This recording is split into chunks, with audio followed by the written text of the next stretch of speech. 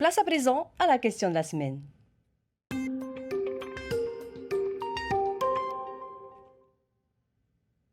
Une question qui porte donc sur les festivités du 29 juin.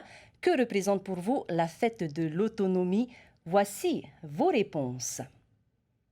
C'est une grande fête de l'autonomie. Et puis ça nous concerne aussi. Pour avoir aussi la paix, hein, surtout la paix. C'est le monde entier. C'est notre culture un peu quand même, la fête de l'autonomie. Et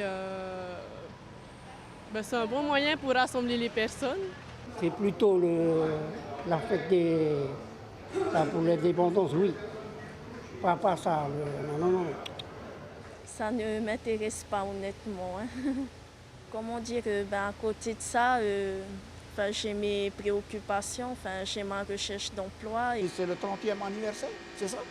Pour l'autonomie interne, voilà. C'est ça. Parce que l'année dernière, on n'a pas fait. Parce qu'on n'a pas de sous, soi-disant. Voilà, ici, à partir de 14h30, je crois, c'est ça. Et après, il y a des animations, je sais, il y a un feu d'artifice aussi. Voilà, j'ai vu dans le journal, que j'ai lu, vite fait ce matin. Voilà.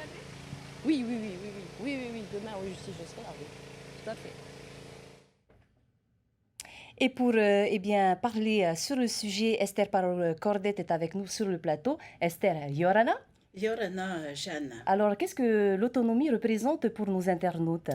Près de 200 commentaires et comme il fallait s'y attendre, les réponses sont très mitigées. Près de la moitié des internautes pensent que c'est du gaspillage. Certains estiment que le budget de 29 millions de francs attribué à cette fête devrait profiter aux SDF ou aux sans-emploi. Beaucoup d'internautes la considèrent comme une célébration politique. Je rassure, il n'y a pas que des critiques dans les commentaires. Il y a aussi de la satisfaction, par exemple, c'est un jour férié, un jour de détente en famille et que c'est une fête. Pour les partisans, cette journée représente une fierté. Nous pouvons brandir notre drapeau ou encore chanter l'hymne polynésien. Alors, demain, la fête de l'autonomie interne est célébrée pour la 35e année consécutive.